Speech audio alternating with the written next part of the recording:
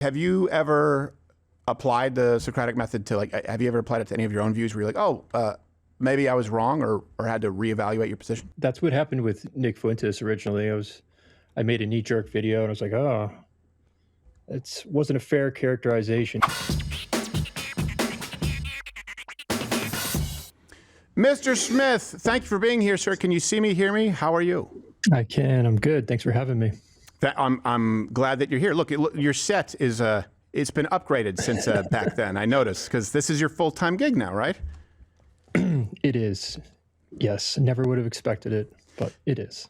Yeah, I see this a lot. People like you who have a realm of expertise, which is what we need, and kind of dragged into this, kicking and screaming. Not kicking and screaming, but basically you wanted to be a teacher, and through teaching, it was deemed so unacceptable that now you teach online and reach more people. Can you explain to folks who are maybe new to you how that went down? Because I remember they even like seized your computer back then, right? Yeah, so that video we just looked at kind of went viral, I guess. Things got very strange literally the day after Piers Morgan had me on, and then the school's lawyers sat down with me and they were like, well, you didn't break any rules, so congratulations. I hope nothing goes wrong in the future, insinuating you're walking a fine line here. Mm-hmm. But we don't have anything right now. There was a great deal of pushback from many of the teachers I was working with. There was definitely a sense of anger that most people, they don't want to say it to your face. And I was working with the music teacher. We started recording in this space every Friday. We're like, well, this is interesting. We had been making some videos just for like class lessons and exercises because I was teaching content creation essentially. Okay. And, working with cameras. So it was already the medium I was teaching. And he was telling me stories like, man, they are looking for any reason to get rid of you. So you've really got to be careful. And that went for a while, for about a month or two. And I thought there's like an 80% chance they're just not going to renew my contract this summer. And I thought that's what would happen, but it wasn't. And it came out of nowhere. Yeah. Yeah, and they fired. It didn't help that you mooned the whole faculty, from what I hear. Justified. Wow, I mean, and here's the thing. The reason, too, I've watched a lot of your content, and, there's people will often say, like, the debate bro sphere. I'm sure. I'm just using that as an encapsulation. And you, I definitely see you taking more of an approach that's similar to how I do, because I was never a debater. We didn't have debate club in high school. I was a comedian. And started doing the show, where mine was always just an approach of the Socratic method. And then sometimes people will say, like, it's just a polite way to sort of trap people. But I noticed that you do that a lot. Can you explain to people, and I don't want to miscategorize, like, it seems like that's your approach. Why do you take it, and how fruitful has it been? I think it's because it is intuitive. It is something you can learn and hone. But I think the potential resides within all of us, and it just naturally comes out if you're genuinely if you're seeing these flaws and you're trying to navigate them, and you're doing it in an honest way or objectively, it's inevitably going to happen. Because how else are you going to get through? You're just going layer by layer, peeling the onion back to try essentially getting to the recognition that none of us know as much as we think we know, but it's not a reason not to strive for knowing. But yeah, I think it's ingrained, just similar to language. The capacity is, like, I believe it's embedded within the very fabric of reality. Like language, it's ingrained within us, but then we learn the words, the language that you speak, but the capacity to speak, I think we're born with. Yeah. I also think it's the way you apply it is pretty fair, because, today it's very easy to try and, conduct a conversation for clips, being aware that there'll be a clip and a highlight. And sometimes the Socratic method doesn't always lend itself well to that, but if you take the conversation in its totality, it's usually a very fair way to approach it, regardless of where you line up. And have you felt that? Because I would even say you with Nick Fuentes, you interviewed, and people will say platforming. I always tell people, actually, this is a good one to go watch, you and Nick Fuentes, because it was fruitful, but it wasn't just combative. Yeah. And you just said you didn't start out as a debater, but I would consider you as one of the top debaters working today. And you use that similar method when you're on college campuses. I mean, I've been watching your content for years. That's one of the reasons it's so compelling, because it is obviously you have a point of view, but you're fair with them, right? And you're going question by question. But yeah, with Nick Fuentes, yeah, you just it's not trying to win. I always try and remind myself, like, when you're going into these exchanges, there's always this, because this could go wrong at any time, and it probably will eventually. But the only solution I've seen is to not try to win, but to genuinely try and gain a better understanding. We're all trying to figure out what is true, Right. and if that's your genuine pursuit, then you're not gonna. It's impossible to lose as long as you don't corner yourself on some. No, this. I'm guaranteeing this is right. You're able to adapt and grow so that's what happened with Nick. Yeah. Well, I thought it was very productive. Same thing for me. I was genuinely curious because I've noticed what I viewed as not only even inconsistencies, but I noticed some sort of divergences with him and myself. And going, well, this is reasonable, but if you consider yourself more conservative, how do you hold these beliefs? And there are a lot of people who just went, well, no, you just got to attack. And I go, have you seen me interview the first transgender mayor of Texas? Like, it's the same approach, even though I think that's a crazy person. For me, it comes from, and I think there's a little bit, maybe correct me if I'm wrong, you're a teacher, right? So invariably, you're going to be more knowledgeable than your students. And so you naturally have to sort of bridle that because your job is to teach them. And ideally, I always say if a teacher is good, at the end of the year, every student would be getting close to 100%. We're not trying to trap them. We're trying to get them to understand the material. As a comedian, you have to deal with hecklers, where it's the fastest path to shutting them down. Hopefully, watch their soul evaporate in their body so they stop disrupting the show. And I was like, now I can't do that here if my goal is to convince people. I would imagine it's the same thing for you because you're supremely capable in a position of authority as a teacher. You have to go, okay, let me scale this back and meet them on their level. Yeah, in the classroom, it's very different. And I consider it kind of like a blank slate method where you're just analyzing the incoming information. And I'm just looking for flaw filters in a way. Usually in all of these debates, that's how it's like I imagine a little red dial goes off anytime that dial goes off when there is a flaw. Now there's something to pounce on. And yeah, you're right. There is a time and place to pounce, right? It's now that I'm in this space and occasionally debating with people. Yeah, it can be more of a game because they're playing a game. The students are very different. They're coming at it often in a more innocent, genuine way out of ignorance often. Yes. It's very different. And you have to, in the classroom, it is very important to strive for objectivity because we've seen how that goes awry with a teacher who's leaning to the left heavily. It's very different than applying the Socratic method. They're being like, no, you're wrong for thinking this. Yeah. And they don't show, they tell. Right. And that's the biggest component because my background is in filmmaking and the laws of narrative, studying screenwriting for years and years and years. And somehow that led me to this point. But a lot of those skills are really useful. And I've been realizing that. You would never think that. But the laws of narrative are the laws of engagement grounded in psychology, and all that is playing into this. So the biggest tip I could give people for a debate is show, don't tell. Like, you got to show them why. I can't just tell you you're wrong. Right. And you do a good job of that too in your debates. Well, thank you. Sometimes I'm a ham and egger who kind of just had to do it. The change my mind thing, like we talked about, it was that on cable news where I was at Fox News for 4.5 years. I said, no one will ever do this. It has to be 4 minutes in a quadrant view. I said, I kind of think that people would like to see an actual conversation where we hash our ideas out. It wasn't a thing back then, so I didn't really know what to call it. But going back to teachers, professors, since you've been in academia, if you were handed the keys to like a major university, let's say tomorrow, what would be one of the very first policies that you would either instate or abolish to specifically correct the imbalance, like you're talking about there, of viewpoint diversity therein? I would get rid of tenure first because it makes it impossible. Okay. And you would have it merit-based, performance-based.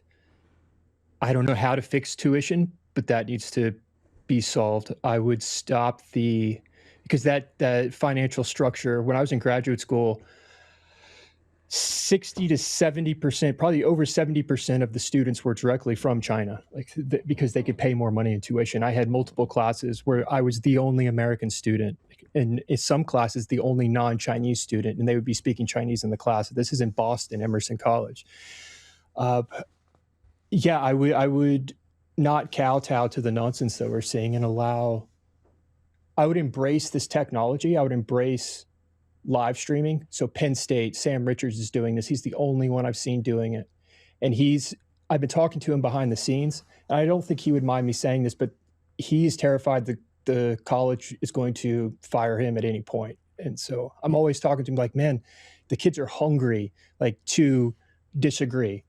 Let them. He's like, I'm just worried something's going to go wrong. And but I would embrace this new medium. Let people see what you're doing, embrace transparency, and that becomes a recruitment tool as well. And just broadcast it. His class has become number one for that reason, because he just says, we're going to live stream the whole thing. No one else does it. That also explains something, inner workings there, because changed my mind also. They weren't always on campus. The first ones were me with a sandwich board, just, in like a town square.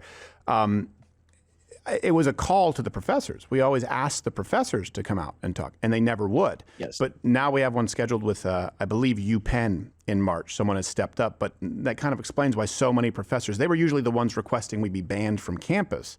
If it's really a culture of a monolith and bullying behind the scenes. It's one thing for 94% of all donations in higher education to go to the Democrat Party. That's definitive. It's another for them to disallow people from even having a different opinion, even if they're using the Socratic method. That's really scary to think about. And you said this is when you were in film school, they were all Chinese students? Why do their movies still suck so bad? This was graduate school. So I started in 2016. It was 3 years.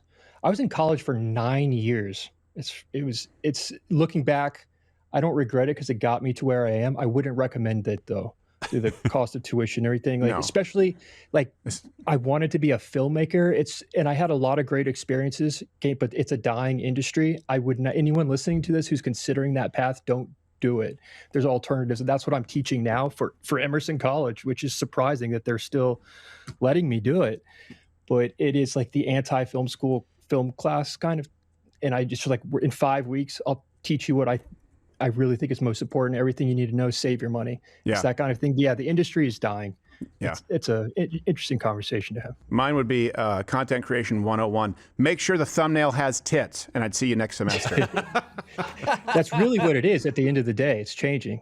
Yeah. Oh, it's so rapid. That's what I'm teaching. Yeah. Even the algorithms, everything changes, where you can have a handbook 1 month and then the very next month it changes. I mean, we had to deal with that with the Vox apocalypse. And I did 2 semesters of film school before I bombed out horribly and just never. I can kind of tell watching your stuff, and that's something I resonate with you with. Where you're doing Saving Private Ryan, those sketches. It's awesome. Thank you. Oh, that went a good direction. I thought you could tell he'd flunked out. Yeah, well, no, you can definitely tell that. I have nightmares about people finding my second semester transcript because I just didn't show up. I was just doing stand-up every night and showing up late in class and writing peanut butter on bread.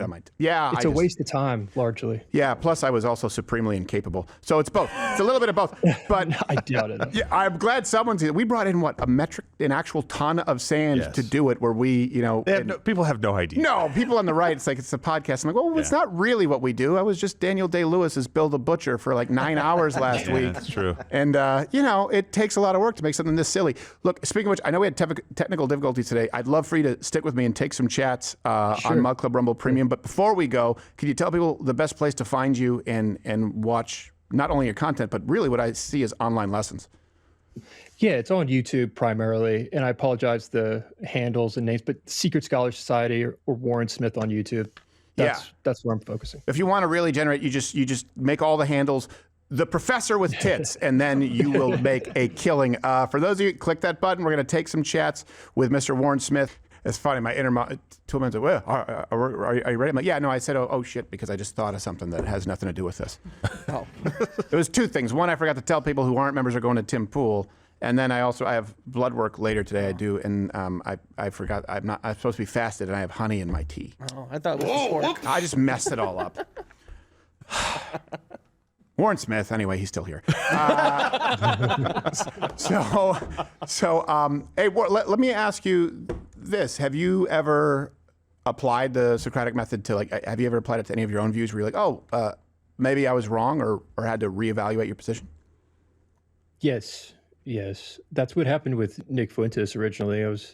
I made a knee-jerk video, and I was like, it wasn't a fair characterization, but there's a lot of views that I have where I don't have enough information fully. Yeah. Does anyone stick out at you?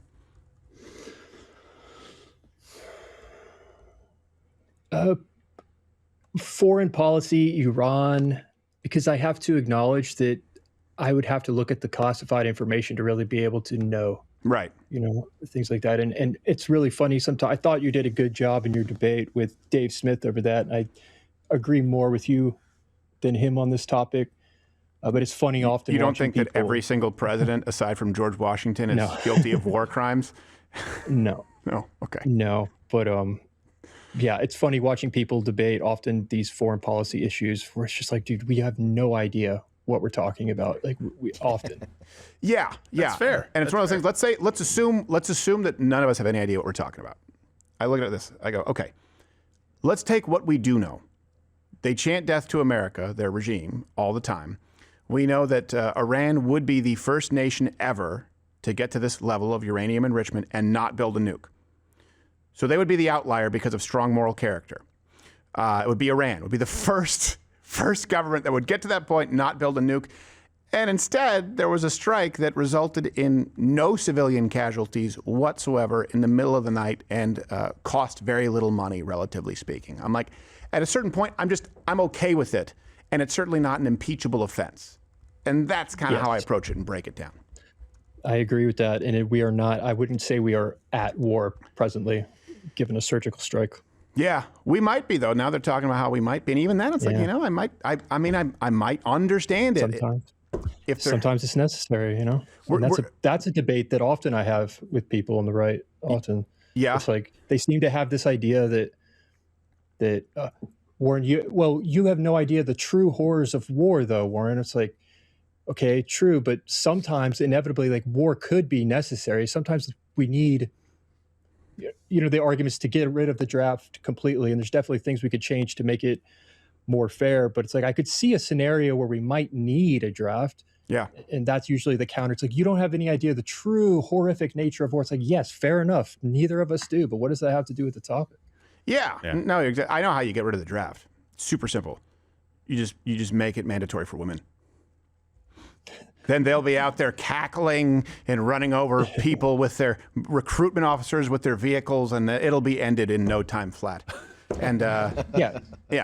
They should be required as well in some capacity. Well, they should be, or they shouldn't vote. And I mean that's my is you can't have half of society, right, have mandatory, right, service like that, and half that doesn't, but voting on how to send these people into service. I have a whole 5-point plan on what we need to vote. You need to actually pay taxes. You need to be employed. If there's a draft, then you have to be eligible. Like, all of these things have to be met, because that's another thing too. Most people aren't aware that voting was never just seen as a universal basic right for every citizen, regardless of contribution or criminal status. It's a very, very new thing, and it's been incredibly effective as a brainwashing tool. I wanted to ask if you were always more right-leaning or conservative, and then I wanted to ask if you were. I'm adding this up, okay? Film school, okay, all right, creative type, long hair. I'm willing to bet you were an emo kid. I would say I was probably a bit more, maybe, yeah, probably a little bit, yeah, more hipster in high school. It's like the creative loner, yeah, but. A little bit, yeah, a little bit of that. A little more Vampire Weekend, less My Chemical Romance. I wouldn't say emo. It was more indie like film guy. But my friends were the typical like football players, but I was part of that. But did my own thing. That's how I would describe it. You probably would have hated me in film school. I was the guy who, the trend was everyone going, oh, Darren Aronofsky. And this is before Noah or The Fountain, where we all realized that he was a horrible director. And I was like, Pi sucks, guys. It's not good. And Requiem for a Dream, I get it. It leaves you with a pit in your stomach. But, like, come on. Are we going to? And then everyone was talking about Christopher Nolan. I'm like, let me guess. the key message is time. Oh, Nolan. And they were like, no, man. I do like Nolan. Yeah, I do like you. Nolan, but I don't dislike I do dislike the pretentious nonsense that you encounter in art school of any kind. I think it's ridiculous. Yeah, I got into an argument with one of my professors who said it was talking about like sequels. We did a class that were better than the original. He listed Godfather 2. And then he mentioned Toy Story 2. Oh, no. And you know why he got mad? You know what I said? I said, I would like to present the case for Home Alone 2. Yes, Lost in New York. And he was like, no, that's incorrect. I said, how can you say that's incorrect? It's the same, only, and I didn't even really believe it. I just wanted to argue with him because he was trying to say something definitive as though, like, I'm like, how do you say Godfather 2 is better than Godfather 1? It's just, it's subjective at this point. They're both good. And I told him I think Chinatown was a better movie that should have won the award. And then he kicked me out of class. Yeah, that's like how I got into debate, was challenging professors. It's a lot of fun. They say some stupid things. Oh, yeah. Were you always more right-leaning or more, and I don't want to mischaracterize you. No, go for it, man. I never thought about politics really until 2016. And what led me into thinking about politics was just the recognition of stupidity in class. Mm-hmm. Things like what you were just saying. The professor says something like that to you, and you're like, what are you talking? That's because it's illogical. It has nothing to do with politics. But you can make logical arguments for it, then you dissect that, and then the election hits. I forget if Jordan Peterson was on the scene before 26, but it was right around that time. He was, because I had him on before he was on Rogan because, you know, being half Canadian, I remember it was Bill C-16. I think it was Bill C-16, and I had him on before he sort of became known in the States. So it was a little before, but he kind of broke during the election time, yeah. Yeah, and then the election hits, everyone loses their mind, and it makes everything even more illogical.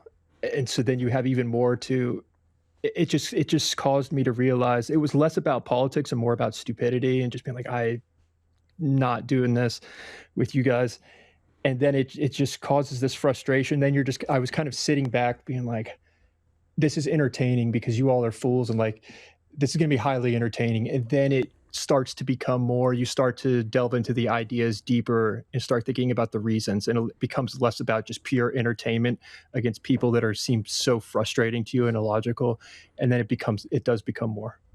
Yeah, but it's also still a big step up because I can't remember the guy I just watched you debate. He has he's one of the few guys in 2026 who still wears mutton chops. And Ryan Shapiro, probably. Yes, the Newsboys cap, that guy. Yeah. And boy, I mean, I don't want to, but you raped him figuratively. I'm debating him every Friday. We do a debate. Oh boy, now on his show. It's really funny because his audience hates me, and they call in afterwards. I just listened for the first time last week when the callers call in. They just rail on me. They're like, "Why are you having this guy on every week?" And it's because it's content for him, and I get that, and I enjoy it.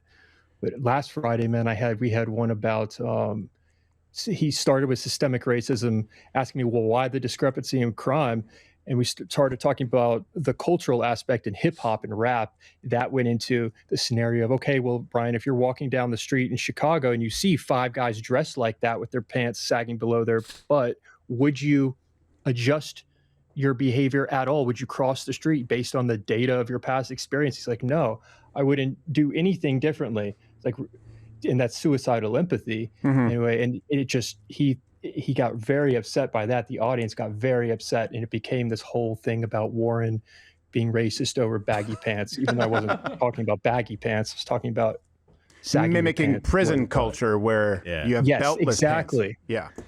Yeah. Well, I will say this. I'm okay with just being called racist at that point because you know what is a valuable tool? Maybe put this in your repertoire. And I'm by no means like someone like an Andrew Wilson, I think, does things that I can't do because I'm actually conflict avoidant, where I wasn't a very good competitor in contact sports because I don't really like to watch people suffer. But I can become supremely violent or angry if people who are my family or friends are threatened. But I'm not able, I work with people who I know can flip a switch, special forces people who are Army Rangers. It's a job to them and they can detach. I can't, but I often just apply this. I go, here's how you can really quickly prove that his position is actually immoral. Okay, take yourself out of it. You have a daughter. Your daughter's Irina Zarutska. Would you tell her to take a glance at that cart and wait for another train? Would you advise her to do that? If the answer is no, I wouldn't, that's an immoral person because that's a father who's failing his duty to protect his daughter. There's no the virtue signaling disappears. They go, I wouldn't. I had this with a Christian, let's say, friend and or relative who said, I don't think I would be able to shoot anybody ever because he didn't have a gun in his house. I said, let me change one thing. All the time. Yeah. I said, you come home, he's mounting your wife. It's a rapist. Would you do it? Oh, I said, you're an immoral person. And I don't want you in my circle of friends or trust.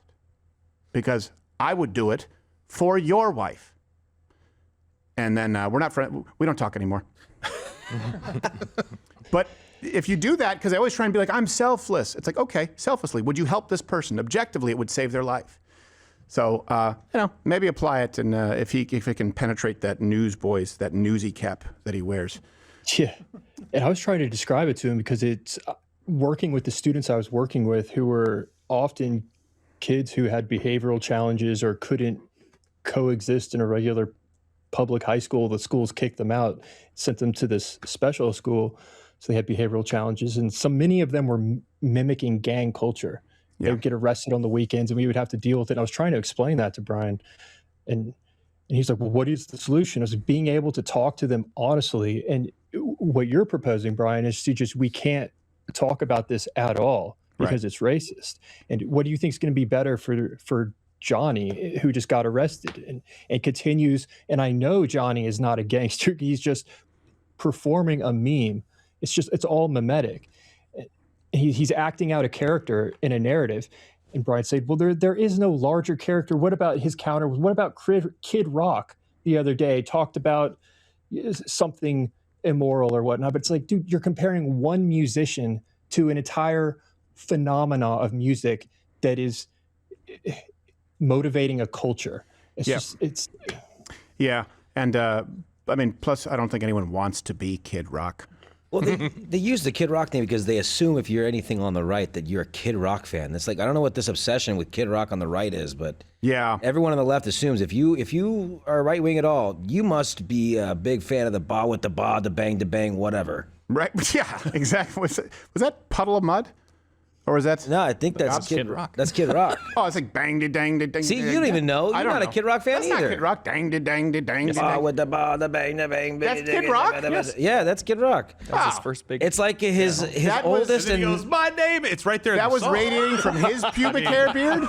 Yeah, that's his oldest and still newest hit. Oh, I did not know that. Yeah. See, Warren, when I tell you I'm ignorant, there you go. I still think you were Taking Back Sunday, emo or indie. I bet you listened to them. I've never listened. No I'm way. Sure, I've heard them. It doesn't come to Taking Back Sunday. I can't remember, man. Back then, Green Day. Listen to Green Day a lot. Oh boy, I was a skater for a bit. Yeah. I tried. Yeah, I was not good at all. I kick flipped once, and I was like, well, that was a lot of work and a broken tailbone later, and it's still not that cool. But then I saw a kid who could really do it. I knew a kid who would smoke weed, and it was like cheat codes.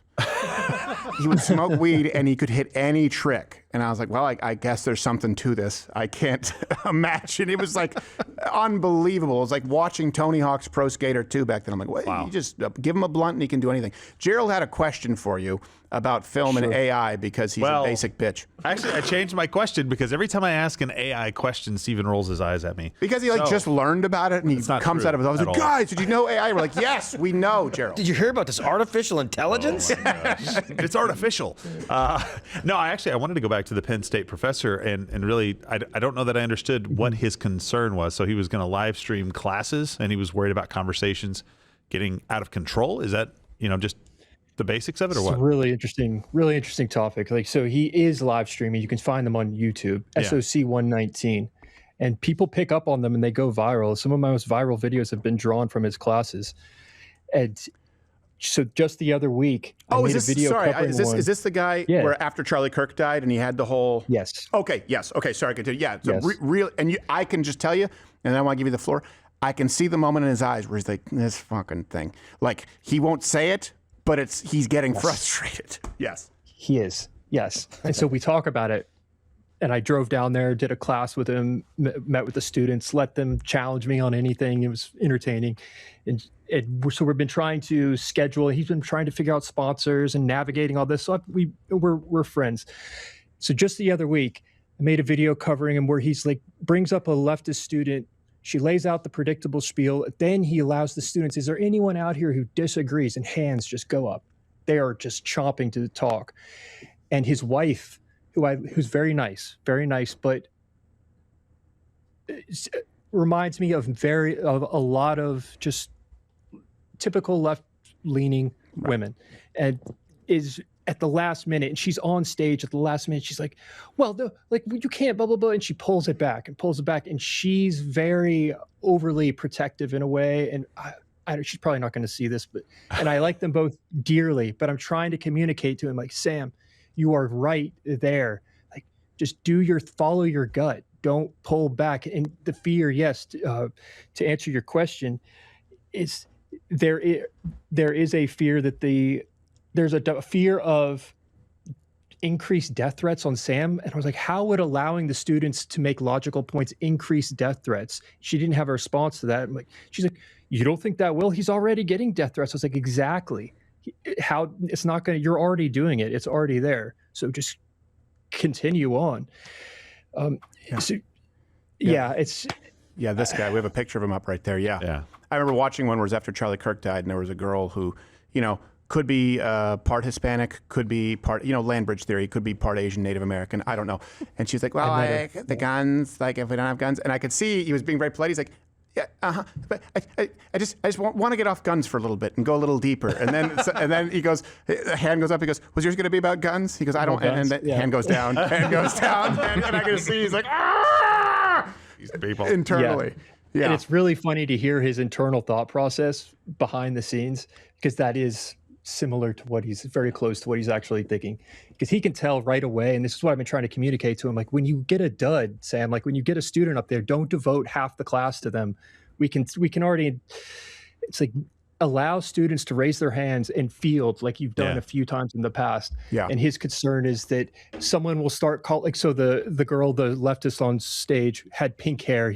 His wife is telling me, gross. Yes, but if we were to allow a student to counter in that moment that you see in the video, Warren, then they would start attacking her personally. And I said, I think you're under anticipating what these students are capable of doing. They're able to have rational conversations in my experience. You would be surprised. Just give them a chance to do it. Well, even if not, isn't that how you teach them how to have these conversations? You pull it back and say, hey, we're actually here to discuss the idea, not whether they have a hair color that you don't like or not. And No, they do. But no, I know. You're right. Exactly. But on the topic of, and maybe just some encouragement for him, whenever Charlie was assassinated, we kind of huddled up, and the consensus, from Stephen and from everybody here was like, we have to get back on campus. We cannot let this be the new normal of we can't be on campus anymore because there's a fear of somebody getting shot or somebody getting hurt because of it. It's like, listen, this can't be the new way we do it. So we can't have professors that are scared to let ideas be challenged by students. Otherwise, it just goes to a very dark place. Is that any part of your motivation as well? Or is it just more like you just want the ideas out there? No, it lit a fire when that happened to Charlie. And I remember when you guys did that, when you appeared back on campus, that was one of the best moments. And I really hope you keep doing that. It was like back with a vengeance, dude. It gives me chills. And yeah, there was a fire. I called it beast mode. You were in beast mode. And yes, there is. And it was true with Sam too. It lit something in so many people. And it's just, you're never going to be able to negate that fear. And that's just what comes if you're going to live stream this stuff. Yeah. You're at a fork in the road. You either game on or you don't do it at all. But if you're going to game on, you just stop worrying so much about the hurt feelings. Don't underestimate the students' ability to have reasonable conversations. And if they do make it personal, you are in control, Sam. That's what I'm trying to tell them. It's like you are able to, this is a lesson they need to learn, to make it about the logic and not the person. So if they do start attacking her pink hair, point out you're attacking the person. You're going to lose if you do that. And this holds true throughout life. And they need to learn this. So teach it to them. Yeah. No, you're absolutely right. I mean, we used to, like I said, when we did Change My Mind, we didn't have a speaker and we wouldn't announce it for safety reasons, but also because I never wanted the crowd to join in. And pretty early on, if they did or something, I would go, don't clap, don't do that. Like, the goal was always to try and just have organic, real conversations and somehow make the cameras and stuff as unintrusive as possible. And then as it continued to grow, that became very difficult to do. Then a lot of people kind of mimicked it, and it became very performative, where, you know, if you give them a microphone and everyone can hear them, now they're performing for the audience, and I've noticed it devolves very quickly. That's a good point. I think that's a very good point. I wouldn't have it blasted on a speaker like we're seeing many people do. No, we did it one time because a school demanded it, and it was at somewhere, I think it was Urbana, Illinois, and we said never again. We're never doing that again, because it was a totally different dynamic, and I felt like it was bullying too, because that was never the goal. And again, we always put out an invite to the professors. So the reason I'm not on campus is because we're waiting to do this debate with the professor, who finally someone, hopefully, dear God, please shows. And then immediately after that, I went into a black barber shop and told 15 black guys that white people are tired of your shit. And and they know I didn't want to nicely. They know I didn't want to upload it. I said, I don't want to upload this. Really? Yeah. And they said, why? I said, because people will watch it and they'll be more racist. I said, I went in trying to reach them, and then they just wouldn't listen. And I was like, this isn't, in my mind, it's not fruitful unless it could, and then people here convinced me. They said, well, if that's honest, if that's the honest conversation, then people need to see that so they know what they're facing. And I was like, okay. And then sure enough, every comment was like, yeah, you wonder why fatigue is real. I just got fatigued. And I was like, shit, I can't go back to that barbershop now. But you can't control the audience. And that's something I try and communicate to Sam as well, man. It's just like, you got to, Joe Rogan is right about this. Just don't read the comments. And it's a philosophy, really, because if you're going to play the game, you're playing the game. It's going to happen. I've never gotten a death threat. Sam claims he gets a lot of death threats. I maybe his wife is exaggerating a little bit. Well, she's but there a woman. is a real, they're very scared though about the college shutting it down. The college is taking a risk. I'm surprised that they're letting them do that. That's exactly what I would have loved to do when that door opened for me and that thing went viral. And I was like, oh, there's a chance to actually. I've been watching people like you, Jordan Peterson, Joe Rogan, for years, and suddenly I'm on the field and they're throwing me the football. And it's like, I'm just going to run as far as I can get before I get tackled. Eventually I will get tackled. Or I just choose not to go down that road and I don't game on and I get off the field. But if I'm going to go, I'm going to go. And that's eventually what got me fired. And you're right. Like, I didn't ever set out to do this, but when that door opens, it is a once in a lifetime opportunity to try and make something. And I was making dirt as a teacher. I was making like $3,000 a month after taxes and all that, or the deductions of health insurance. And I don't regret anything. And now I have a baby on the way, and there's a lot to balance of, like, with sponsors. And like your producer was telling me, like, yeah, Stephen wanted to ask you about, like, not worrying about views. But the truth is I do worry about views often because of the sponsors, because I got to put food on the table. That's the thing I hate most, is sponsors. Yeah, I know. Well, that's why we say no. And this interview is sponsored by. Yeah. Well, that's why, like, you know what, maybe we could even help, because the only other company that I have created is specifically, in talking about that, I was like, okay, how do we solve this problem? One of the, in our industry, one of the biggest sponsors are supplement companies. And I would play a game with Gerald where he would go, okay, it's a new supplement. And I go, what? He goes, something, Testo Boost, Bust a Nut, Male Max, whatever. And I go, okay. Yeah, pretty close. I say, don't show me the label. Let me guess what's on it. Tonkat Ali. He goes, yep. I go, Tribulus. Yep. I go, are there vitamins and minerals? He goes, yeah. I go, zinc, magnesium. And he goes, yep. I go, yeah, that's this.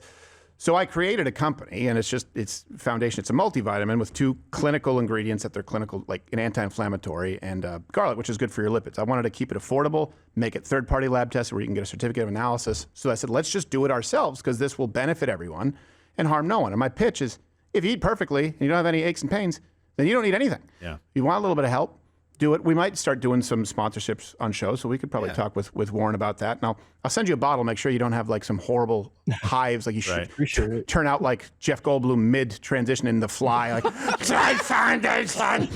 So, but we did it because, it becomes an industry where there are plenty of people out there who have no problem being dishonest. And there's nothing wrong with wanting to be successful, but not at the cost of integrity. And, you doing that, though, that does show definitely, and I don't want to be, shining your ass here, but courage. And being a teacher, I wanted to ask you, do you think that that's a quality that can be like fostered in someone, or do you think it's just an innate trait, like people being courageous?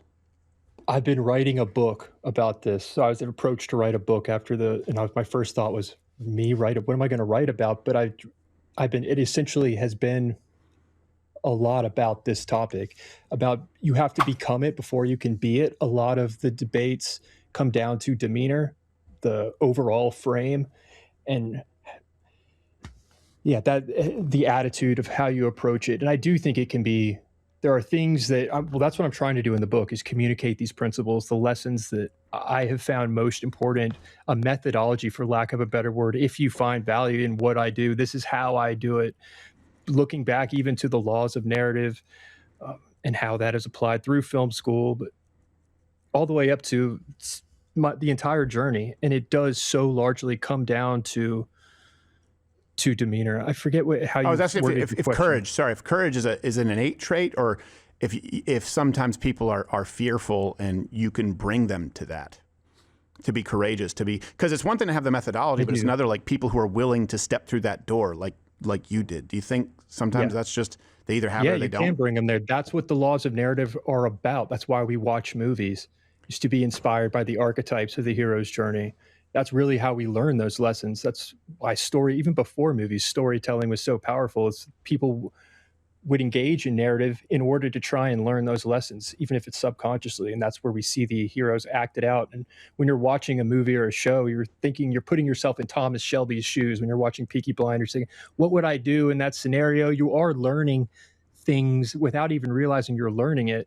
Mm-hmm. And narrative is an extremely powerful educational tool for that very lesson of teaching bravery. It's funny. I was going to get to my favorite movie, but first, what's your favorite film? Do you have one, or does it oscillate? Like top one of your favorite films?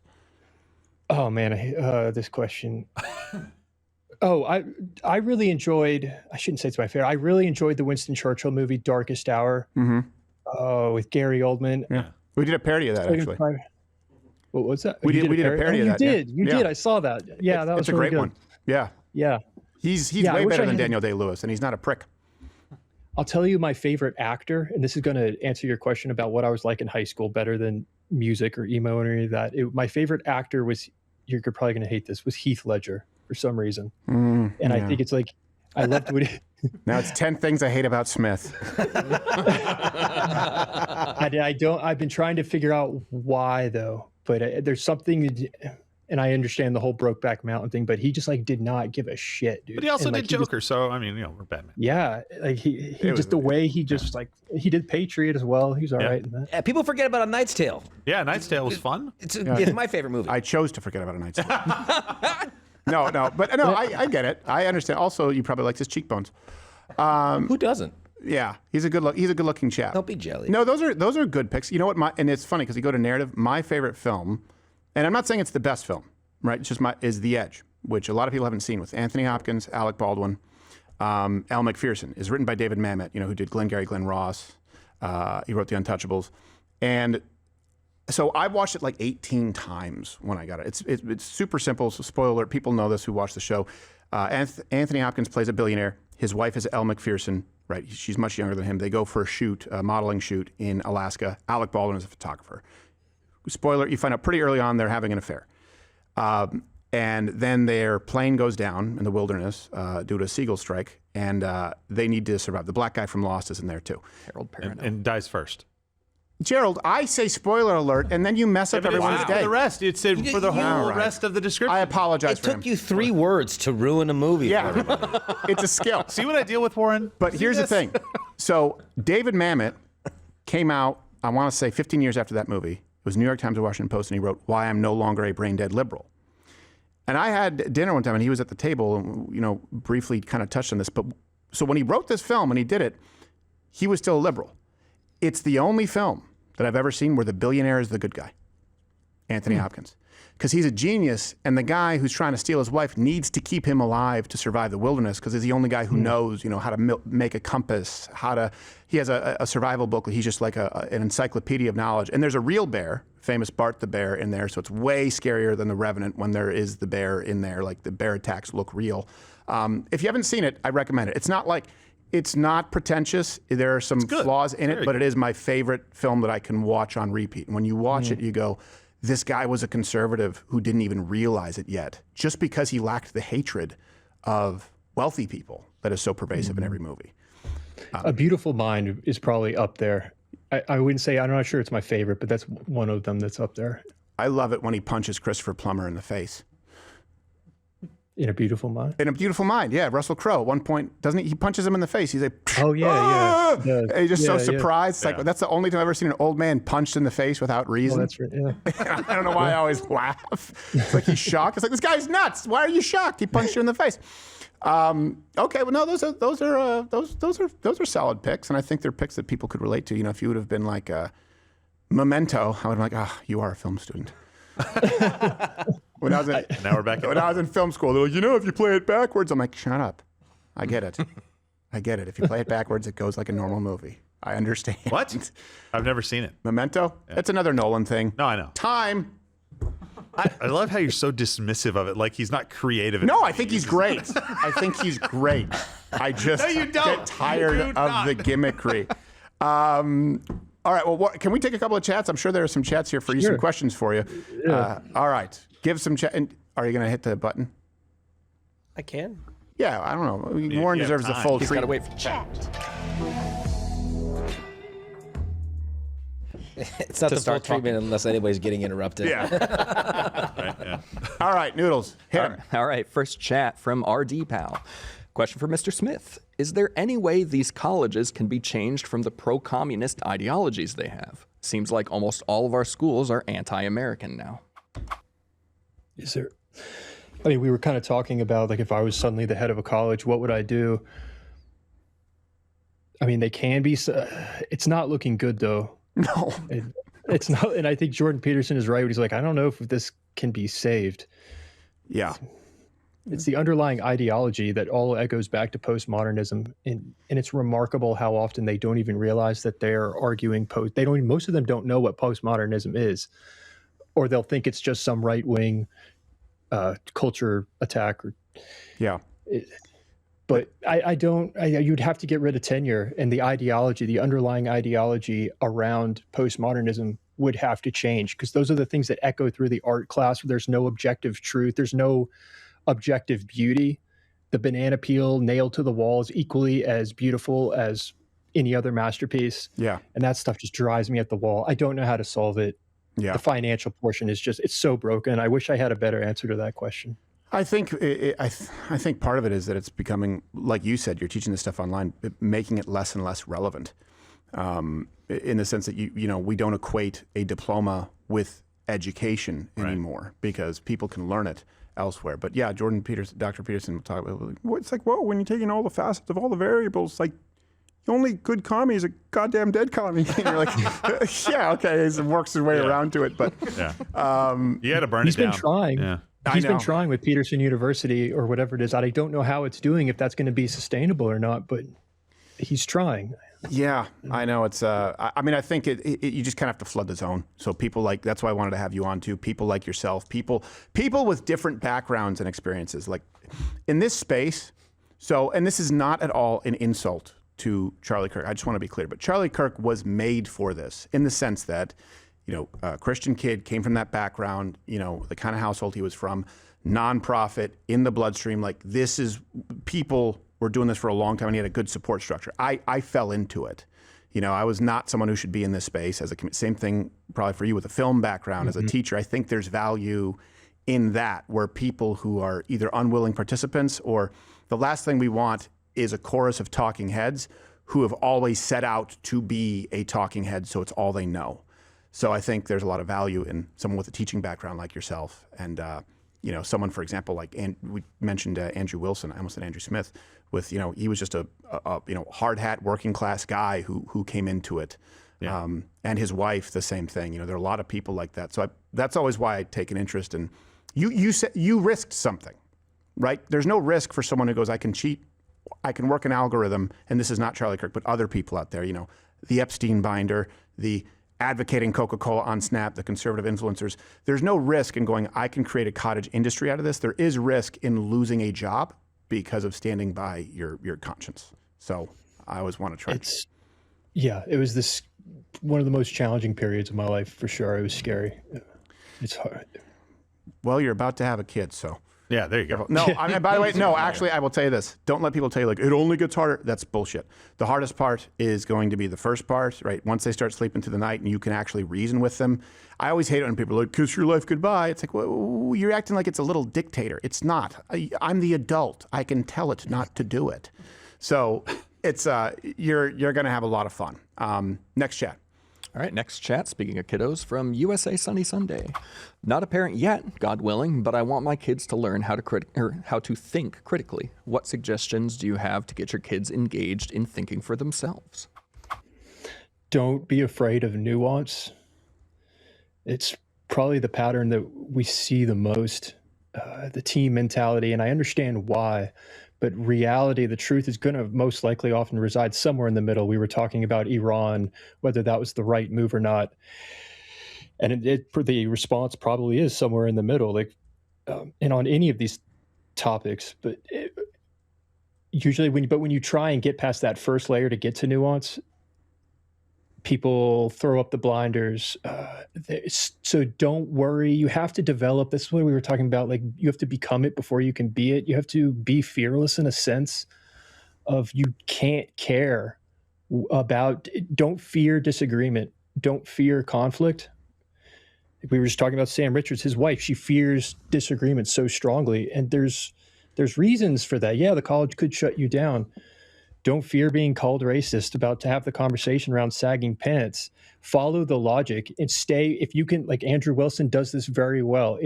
If you can ground yourself truly in the logic, you can become unstoppable in these conversations, but you have to be honest with yourself about where the logic is and what you don't know.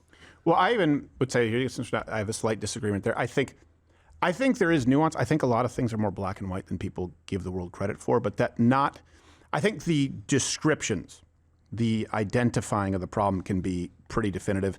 And then I think there's more nuance in the prescriptions, right? The prescriptive orders. Because, and I also think the left they're so childish that we don't have time for starting with nuance anymore. We have to go, okay, is this true? Yes or no? Like, to give you an example, you said, what's the name of this professor? Is it Sam Richards? Sam Richards, his wife. Here's how I would test that. Okay, let's go through this like a live thought exercise. Say she's afraid of conflict. I don't know her. I'd be willing to bet that statement's not completely true. Here's what I would say. You said she's a more left-leaning, right? Very nice lady, more left-leaning. Okay, this is not an assault on her character in any way. Has she felt the same way? Would she tell a student or teacher to not do it if they were coming at it from a left perspective? I bet you she wouldn't have the same concern. That's a valid point. And also, you're right about the first principles. That's how you're going to establish your first principles. What is black and white?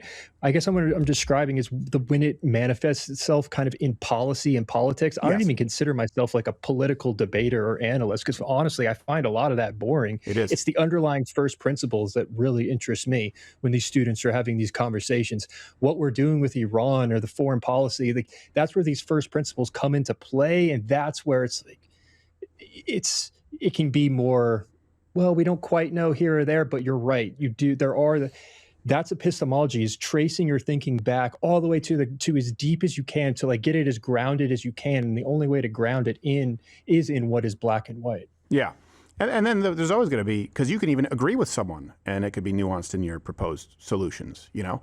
I just think it's so challenging to even find, like we were talking about this today, the left, Canadians and then their communist sympathizers here in the States, say if you see chanting USA and the flag waving, if it turns you off, you're not alone. It's like, we're not the same. We don't share common ground. Like, we can't wave the flag, because they will often say this is jingoistic, that's nationalist, right? They'll say it's borders. It's not, though. You don't like us waving the flag.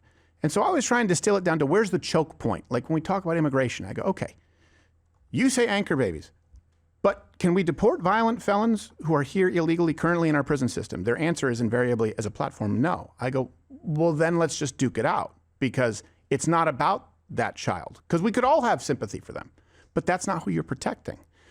And I think I become less tolerant as I get older. just because I see too much bullshit at play where most people in this space, and most people I would say on the left, are not even debating in good faith anymore. And I could be wrong, but that's my opinion at this point. No, it's infuriating. Yeah. It really is. I mean, it used to be like Sargon of Akkad was a classical liberal where he'd be on and, he'd make fun of me for being a Christian and I'd tell him he was going to hell. And, but we could do that. But there were very formidable foes. And not that Sargon of Akkad was a foe, but I just mean like we could have disagreements and you go, this person's going to come at me pretty hot with some, it's almost like, this, right? Sometimes you ever prepare for a conversation or debate and you're going, okay, this is the potential counter argument. This is what they might say. How do you try and steelman it? And then it almost gives you sort of paralysis by analysis because you don't get past the first point because those on the left aren't even prepared for it. Where it's almost like now arguing with a child who just like, well, why is the sky blue? Why? And you're like, I wasn't even prepared for this basic logic. It really is absent in a lot of those who are in high positions on the left is what I've encountered. And I'm not even that smart. And I'm just like, oh my God. All right. Final chat, because I know this man actually has a job to get to. He probably has to teach some people something worthwhile as opposed to this silly horse shit. Well, final chat from PJ Pickett. How do you debate with people who let their emotions dictate the tone and are completely incapable of hearing factual information that violates their beliefs? It starts with that demeanor. You try and communicate, or you try and show rather than tell. Like Stephen was just saying, you find the choke point or find that, try and get as specific as you can and just be like, look, I'm willing to, this is the least bad option. We were talking about nuance. Like, there's no perfect system. There's no often, but this is the least bad option I've been able to find. Can you offer anything else? And I'm genuinely curious. I mean, and you just be the opposite. Don't allow emotion to, yes, there's a time and place for being firm. Andrew Wilson does that very good, but you're showing by being the character in a way. It's through your demeanor. I mean, I'm not consciously doing it. It just kind of seems like the logical thing to do. It's intuitive in a way. You seem quite a bit more relaxed or subdued than I am. So mine is more an exercise in like not saying whatever's in my inside voice. Whereas I think you're probably more reasonable than I am. Well, yeah, people say that. It's weird. When this started, people were saying that, and I have never thought about it. I don't feel calm. I don't feel reasonable at all, but that's just how subjectivity works, because you don't see the world. You don't see yourself how other people see you. So I started getting that comment. And it's interesting. Yeah. Well, I think it's valuable. And then it doesn't matter even if you do it right anyway, because the same thing, like I said, I thought your interview with Nick Fuentes was great.